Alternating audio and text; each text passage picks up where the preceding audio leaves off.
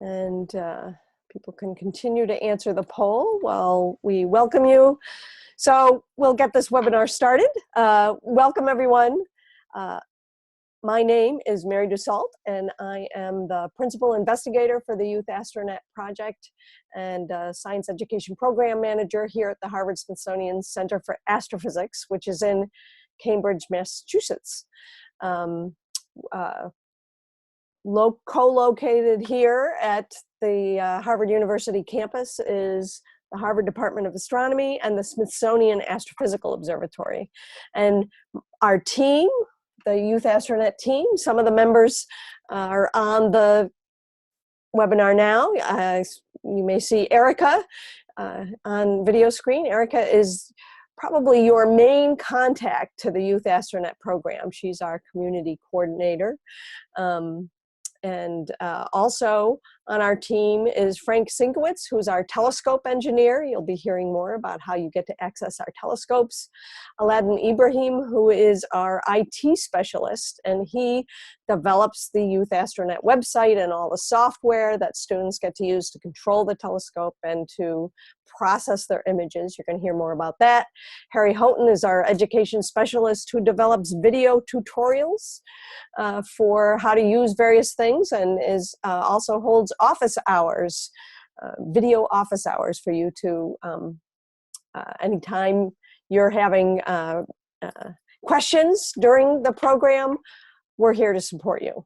So let me tell you a little more about the program and the team. Also, the YouthAstroNet project is not only a program for you to implement with your middle school age youth, it's also a research project funded by NSF, and our research team includes Dr. Philip Sadler here at Harvard University, Gerhard Sonnert, Annette Trenga, whom you will be receiving an email from later, and we'll tell you about that email later in the webinar. And then the project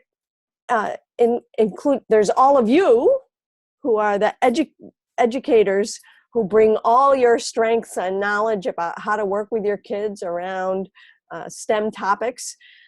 There's our project team, and then we have about 24 scientists, engineers, grad students, staff here at the observatory who have agreed to be online mentors for your students, and you'll hear about those opportunities as well.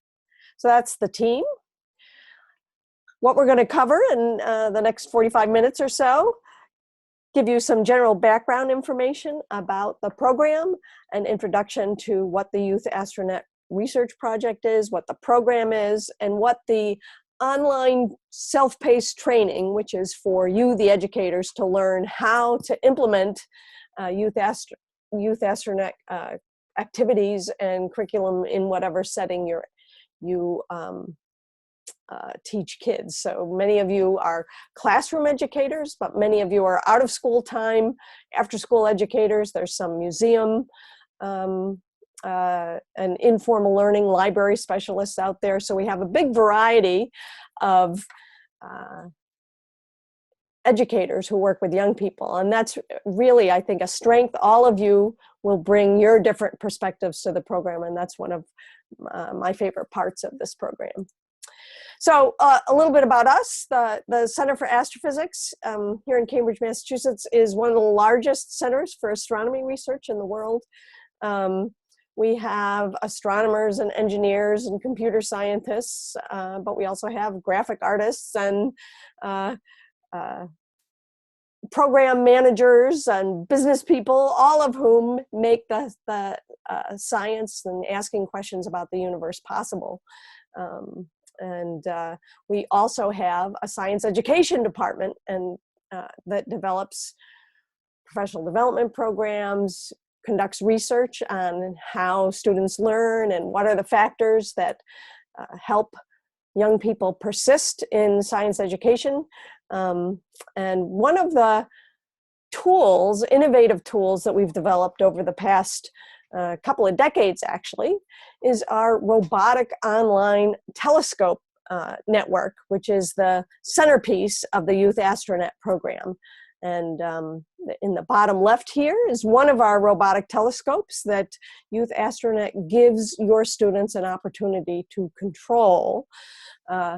We have, I'm actually going to end the poll and show you the results here. You can see we have kind of a diversity of comfort with astronomy around the group. I'm going to get that out of the way now, the screen. So we have 5 robotic telescopes: Annie, Ben, Cecilia, Donald, and Ed, named after famous astronomy people of one sort or another. Ben and Cecilia, you are looking at a picture of, they are at the Smithsonian's Whipple Observatory in Arizona. And the telescope Ben is named after Benjamin Banneker, first African-American astronomer, and Cecilia Payne-Gaposchkin, who is quite noted female astronomer in the early 20th century. So these telescopes are the signature resource of the program. Students control them online, request images from them of objects in our solar system, objects in our galaxy and galaxies beyond, and get their images the next day. The telescopes will go off, take the images the students request, put them in the students' online YouthAstroNet accounts for the next day for those students to take a look at, analyze, and pursue projects. So the YouthAstroNet program is built on really 15 or 20 years of research in how kids can learn with innovative technologies that we've done here at the Center for Astrophysics. It's as I mentioned earlier, it's sponsored by the National Science Foundation and in particular, the iTest program of the National Science Foundation, which is the Innovative Technology Experiences for Students and Teachers program. And the aim of that from NSF's perspective is to help prepare a diverse, skilled, and innovative STEM workforce.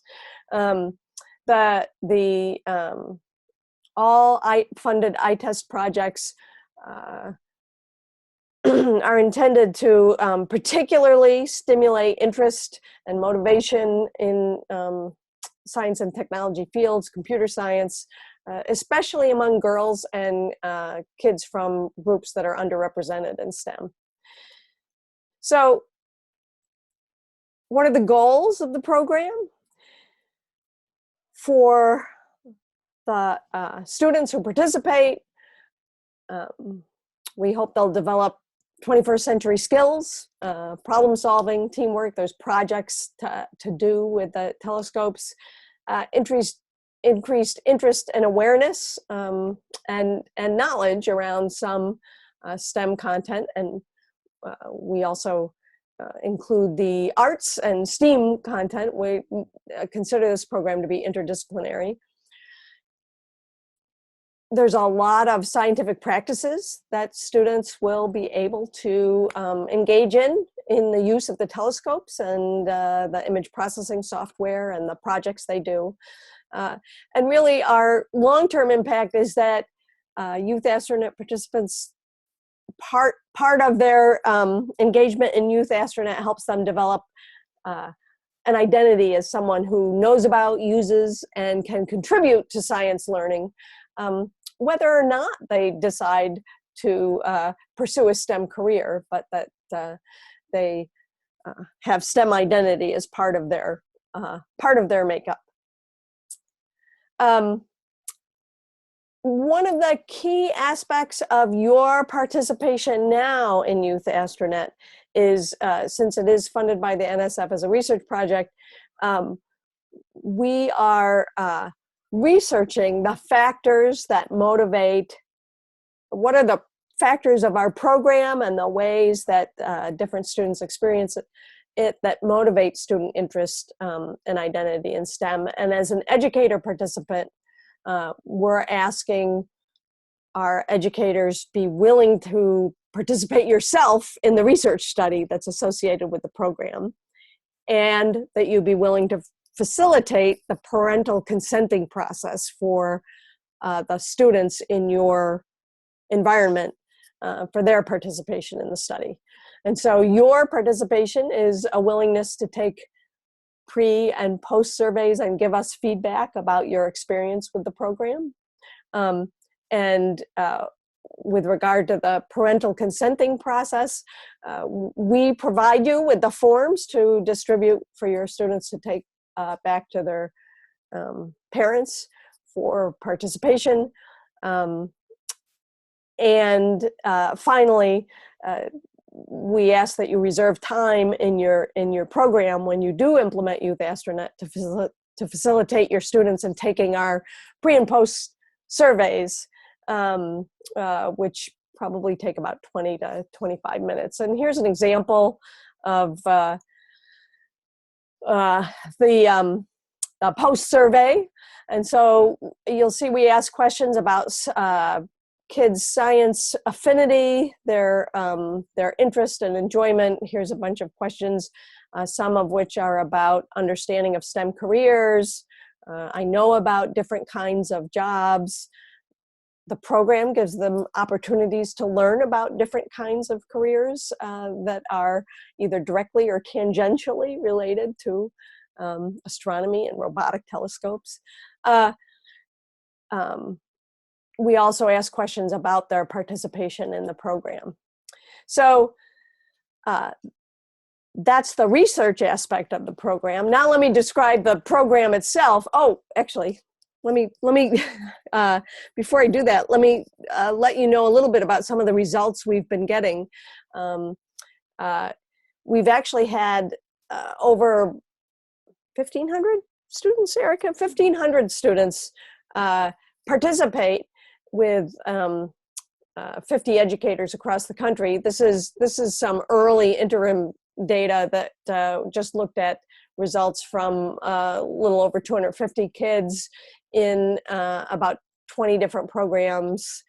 And you can see they range across the middle school ages. And one of the things about the program, it's adaptable in terms of duration. So we have a variety of activity pathways you can take as an educator, and you can see here that some programs are just a week long, while some programs run for a whole semester where a teacher in a classroom or an after-school program is running for the whole year.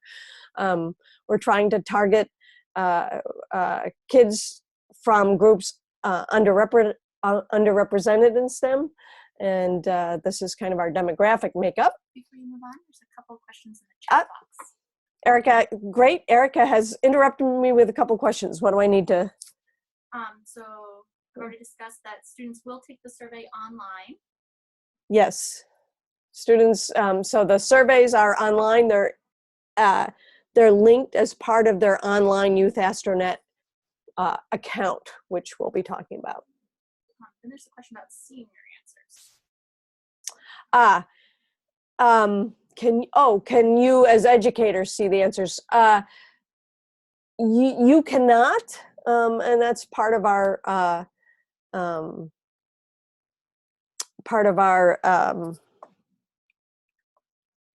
research protocol and keeping kids' participation confidential. But we can help different groups. If an educator, you're interested in the aggregate results, just as I'm sharing here some aggregate results, we do share those with the educator community. So while one of the things you can see, however, is on your online counts, as part of being an educator implementing the program, you get to see all the work students do. It's just on this particular pre and post test that the students' responses are confidential. They're for us.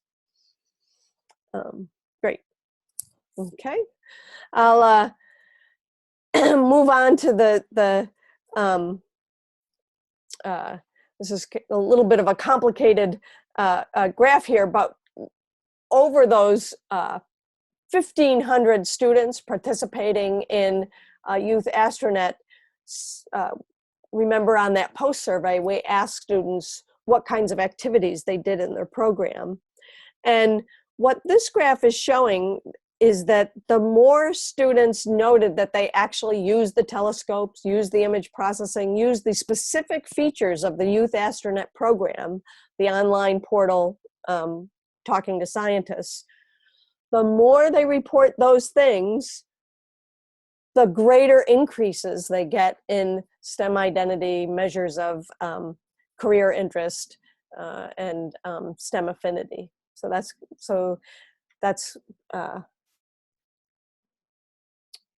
question has come in about, is there a way to confirm submission for pre-post tests? We've had hangups before with online surveys. Erica is actually around to help each of you when you get to the point where you're implementing with programs. She has a whole bunch of materials on how to facilitate the taking of online surveys. And so I think we can, we've had good success. I know that, survey taking in classrooms, I want to emphasize that this is not a test. We're really interested in what students are really interested in and what they're not interested in. And one of your roles as the facilitator of these programs is to encourage kids to answer these questions honestly, because it really does help.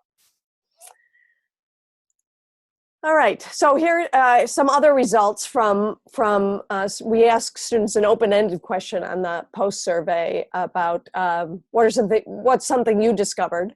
And really these are the categories that kids break down into, and you can see that big percentage of kids express something they learn that's either astronomy science content, that's learning about telescopes and how they work, the technology of telescopes and robotic telescopes, or that's about image processing, which is a key scientific skill that's not only useful in astronomy, it's useful across STEM fields. So we feel like that's an important part of our program. Okay, and here's a word cloud, kind of a fun word cloud of the students' open-ended responses about what they learned. And you can see in the students' words here, they've learned about galaxies and pictures and telescopes and learned about color and images and planets. And anyway, thanks Erica for putting that slide together. All right, so now about the program itself. As I mentioned earlier, the program is very adaptable, but the essential program elements that we ask all YouthAstroNet educators to implement with their students are these. One, that you help students learn to control our robotic telescopes and then interpret their images using the same tools and techniques professional astronomers do. We have image processing software that is we've adapted from the same tool our professional astronomer colleagues use, but it's easy to use and kids are very adept at it. That's the first element. The second element is that YouthAstroNet is intended to be kind of project-based, that whatever work the kids do is whether you're doing a 3-Saturday workshop or you're doing an after-school program over many, many weeks, that their work is aimed at some sort of authentic capstone project.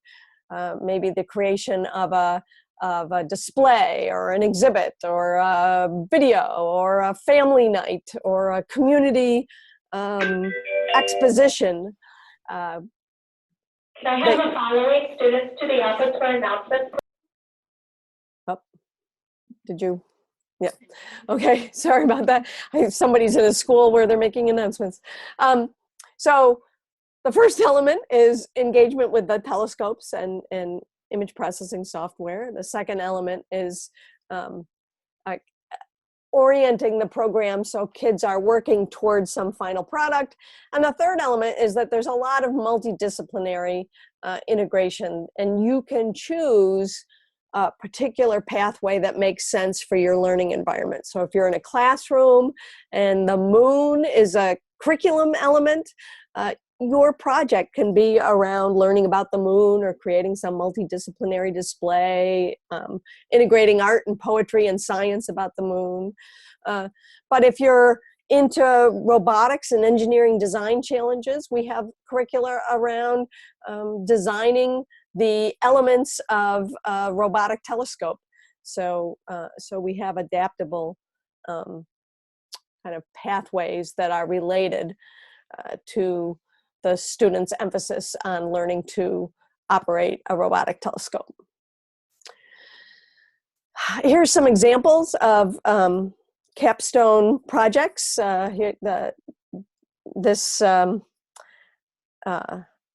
exhibit display here where students mounted their images. Here, space is far from empty. This is a 30-second video. A tech center in Miami had kids make 30-second videos where they use their microobservatory telescope images to tell some sort of little story. Here's a family night where a student is using their images to report about the life of stars. And so there's a variety of ways that kids can do capstone projects. So again, those were the essential elements, but there are a lot of opportunities through our YouthAstroNet portal. Each student and you as educators get a personalized online workspace where you collect your images and can do your work. There are online resources and activities for self-paced learning for both you as educators and for the students. We have an educator portal and the main youth activity portal for doing activities. We also have lots of curriculum for you as educators that include hands-on activities to do in the classroom that are related to the online work that they can do with the telescopes. Kids can, you and your classroom, we try to partner you with one of our online mentors, so students can ask questions of a scientist or engineer and get them answered. And this is also a help to you, because if you're one of those people who answered 1 or 2 to comfort with astronomy, students can ask questions online, and you can learn together with them. We also have opportunities for behind-the-scenes virtual tours, and we will be developing this semester opportunities for parental participation. So those are all parts of the program as well. I've seen a couple of other things come in. Should I take a moment to answer these questions, Erica? I think a few of them you'll be discussing in a minute. Okay. All right. All right. I'll leave you to make sure I get to them. Okay. So as I mentioned, there are 2 portals to the YouthAstroNet program. In fact, there actually are 3 portals, and we're developing the 3rd one now. There's a parent portal just for you educators, and we have the educator portal. The online training that'll be taking place in October introduces you to this portal, everything that's in it. Actually, right after this webinar, once you confirm participation, Erica will be sending out access to that educator portal for all of you and login information. And then there's, this is an example on the right of the student portal, and their activities that they can do in forums where they can ask questions of scientists, they can enhance and post their image online, they can pursue challenges around distance, size, and scale, or learning about light and color. As I mentioned earlier, once you use the portal to access the telescopes, that night, let's say I ask for an image of, actually maybe I'll just take a trip to the portal briefly. Why don't I do that? I'm going to escape out of this presentation. Here is our website for YouthAstroNet. You would log in. Here's the educator portal. And again, this has a workshop training checklist and lots of resources for you to explore, lots of resources to prepare for implementing the program, and a whole section with curriculum and implementation materials. The student portal, which is where you actually access the telescopes, again, has opportunities to earn badges, opportunities to pursue different activities. And here are the telescope control tools. So there's a request interface. So if students want to take an image of the Orion Nebula, they click on that. You'll learn about these settings later on. Don't worry about it now, but let's say I want to take a red, green, and blue filtered image of the Orion Nebula. I press continue, and now if I go, it says Orion Nebula was requested for M. Dussault. Click here, which brings me to my image list, and there's my Orion Nebula that I just requested. 60-second exposure, pending. You'll learn more about this, but your account keeps track of all your requests. And then tonight, now that I've requested the Orion Nebula, tonight, let's get that. Our telescopes on the roof here in Cambridge, as well as the ones in Arizona, will swing into action and take robotically, automated, without any human in the loop, will aim themselves at the objects that have been requested and take images, digital images of those objects, and return them tomorrow to the observers' accounts, whether it's yourselves as educators or the students.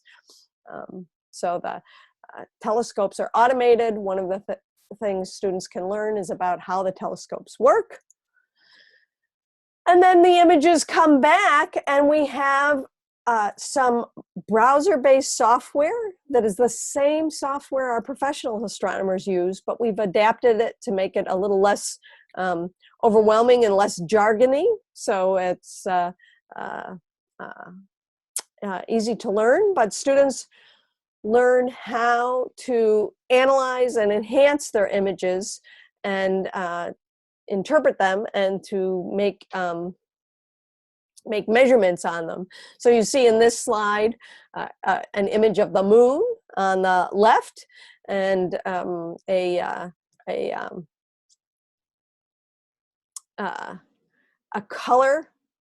computerized color scale has been added to it. The telescopes, by the way, don't see in color. They see in black and white. The images that come back are just levels of bright and darkness. But there's several different kinds of ways to produce color images. One is so-called false color or computerized color, which is an example of the moon on the left. But you can see that you would be able to, you can measure the size of objects on the moon. You can create a moon calendar, take an image of the moon every night for a month. On the right, we have an image of a galaxy that's 50 million light years away. So you can see objects in space nearby and objects in space far away. And students learn about these objects, about the technology that they're using, the digital cameras that are inside the telescope that record the image and how that technology works.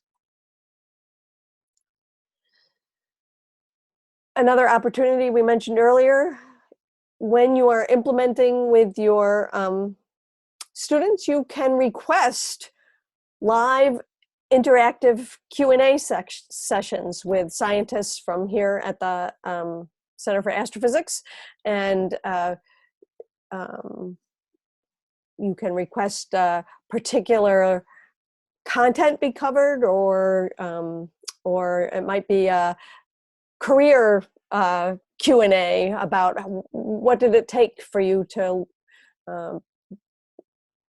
get to your career. So those opportunities you can request as part of being a YouthAstroNet member.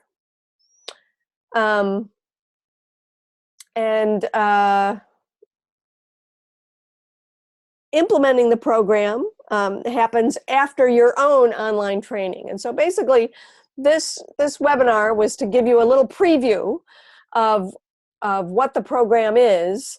And in order for you to learn how to implement the program, we have, as I mentioned earlier, the educators portal, which you will all get accounts on shortly after this webinar today.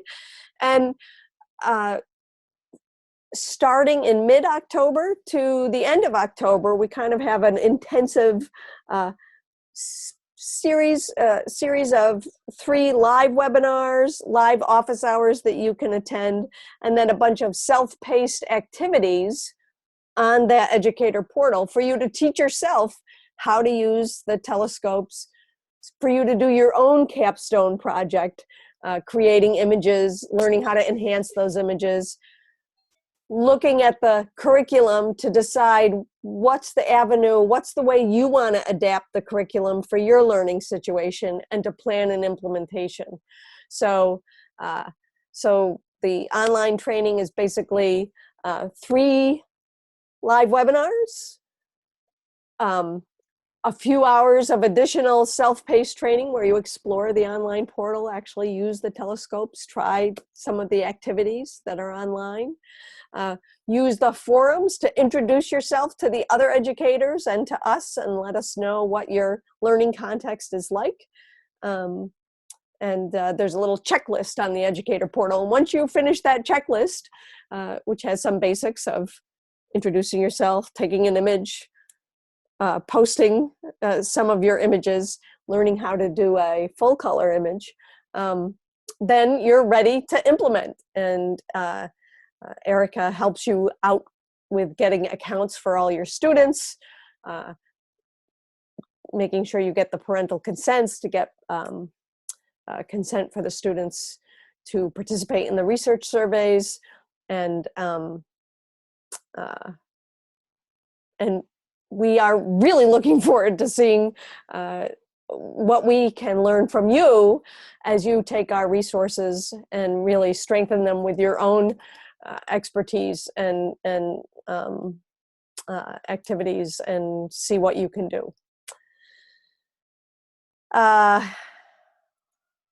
So what are our goals for you for the October online training period? Basically, we hope that you'll build a repertoire of strategies for implementing YouthAstroNet activities. And that includes increasing your own content knowledge a little bit related to astronomy, gaining skills using the telescope, practice your own image processing skills using this software. There's a big dynamic range, by the way, with both the telescopes and the software. It's easy to get started and to produce satisfying results and to pursue simple projects. But there's we actually have amateur astronomers who use our telescopes to pursue research. So there's quite a dynamic range of things you can do with them. And then a big outcome for us is that you feel like you're part of the YouthAstroNet learning community, and your capstone project for the online training in October is to create your own wiki page. The online portal allows the creation of wiki pages by your students, and so by you creating one, you learn how to do that, kind of a wiki page of how to implement YouthAstroNet with your students. Mary, before you go Yeah. to the next steps, there's a couple questions in the chat box that I think you might want to Okay, so we have a bunch of questions. I'm going to take time to look at those. can we use this to tell our kids why they need to learn exponential notation? They're killing me. I love that. Well, I think when you start to talk about distances to some of these objects they see in the telescope, you'll definitely, if they try to express those distances in feet, miles, they'll definitely want the exponential notation. Dates for the online webinars. Did we decide those? We've not set the official We have dates. not set the official live dates. We will send them out. Actually, we'll decide before this email. Typically, we have them at this time of day, kind of about 3:30 Eastern time. We realize that, you know, some of you are already in your after-school programs and time changes, which is why we definitely encourage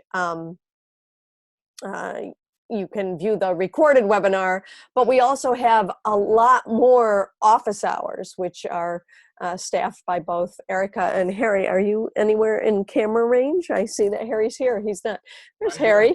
And Erica and Harry will, if you weren't available to get to a live webinar, but you have a question about something you're trying to do in your training, we have a lot of live office hours where you can just click on the link and be face-to-face with them to help you figure something out.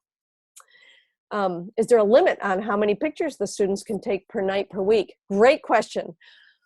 We have a particular system that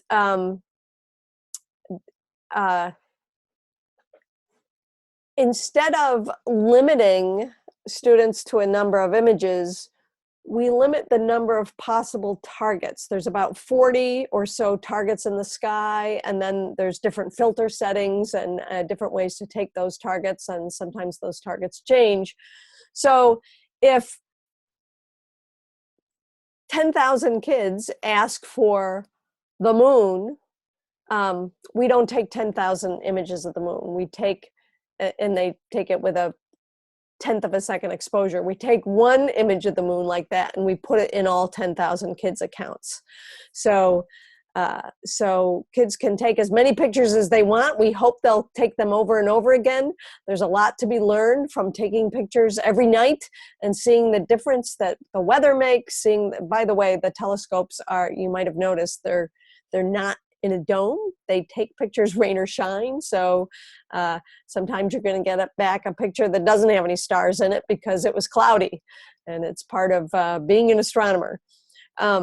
So we encourage you and your students to take as many pictures as often as you like. Is there room for ethnomath? Yeah.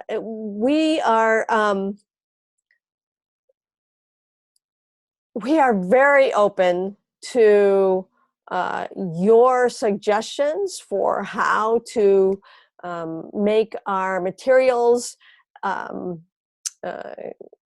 of inclusive and to have multicultural connections with the aspects of the program. Jeremiah in New Mexico and Arizona, thinking about Navajo connections to astronomy. We're not necessarily expert in that. We don't have materials in it, but to the degree that you have ways of making those connections, we want to learn from you. So absolutely, we totally encourage that. Yeah, so somebody else, Jeremiah, likes that idea, and that's the power of being part of this Youth Astronet community, is we have a chance to learn from each other. There's a lot of educators around the country with expertise in different areas, and the educator portal is we have a place to share those ideas. Mary, I would have posters that would be very helpful.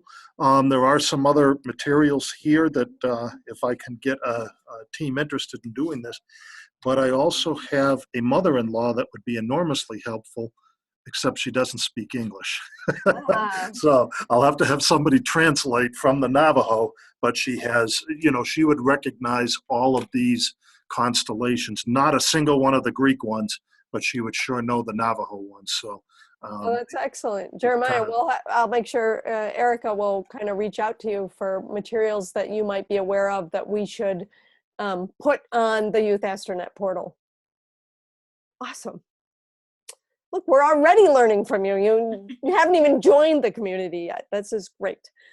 Let's see, a question, is it possible to implement within a week or two of camp being one of several activities?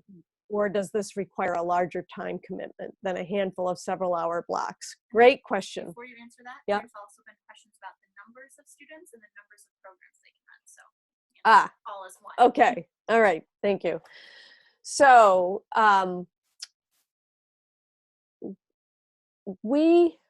however you think you'd like to run the program, we can make it work. We do think that it probably takes a minimum of 8 to 10 hours. So Carrie, in a summer camp, you could have 2 hours a day of the Youth Astronet activities, and I think you could accomplish a really nice project. We've had people do it on 2 Saturday workshops. One day they learn about the telescopes, take some images, learn to use the image processing with archived images, and then the next Saturday they get their own images, process them, create some sort of capstone project. So that's certainly possible, but as I said, there's a great dynamic range. So there's a lot you can do if you do it over a whole school year or a semester, but there's a simple enough and really satisfying set of activities that you can do in just 8 to 10 hours. With regard to numbers of students and programs, we can create multiple accounts. We've had educators who have 200 kids in where there's 2 different educators, and they each have 100 kids in 8 different classes. And so we create class groups in the portal, and you can make the decision as if you want all, let's say you have 4 groups of kids, whether you want them all to see each other's work or whether you want to keep those that work in those groups separate. So really, as many students as you want to implement this, we would love to have you do that. So we're very open to that.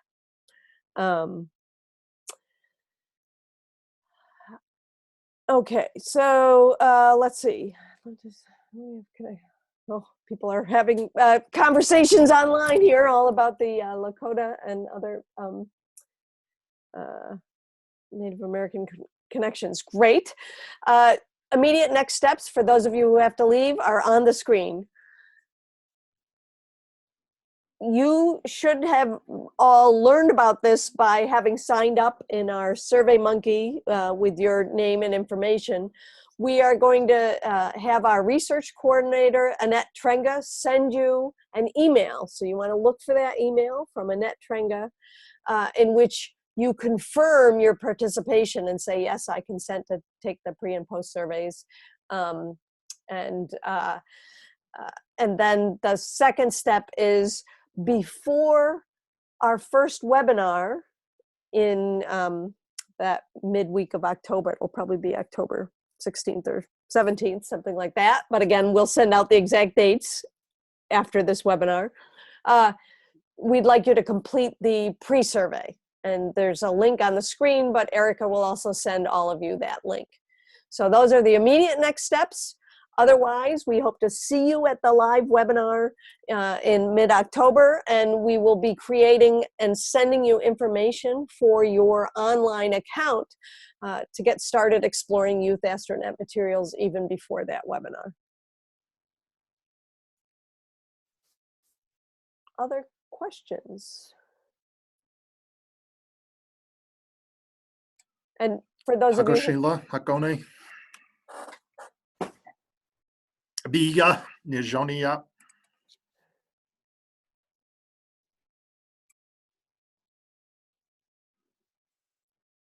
and folks, feel free to unmute yourself if you don't want to type the question in the chat box, or it's a little too hard to type it. We'll give some wait time here for questions. I joined late due to my school just getting out. Will you send a link so I can watch the entire webinar?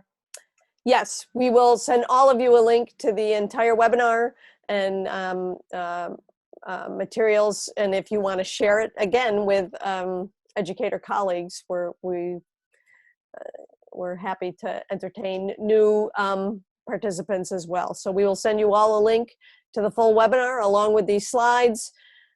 You'll get a lot of other information from Erica next week, probably early next week. Okay, thank you. Great.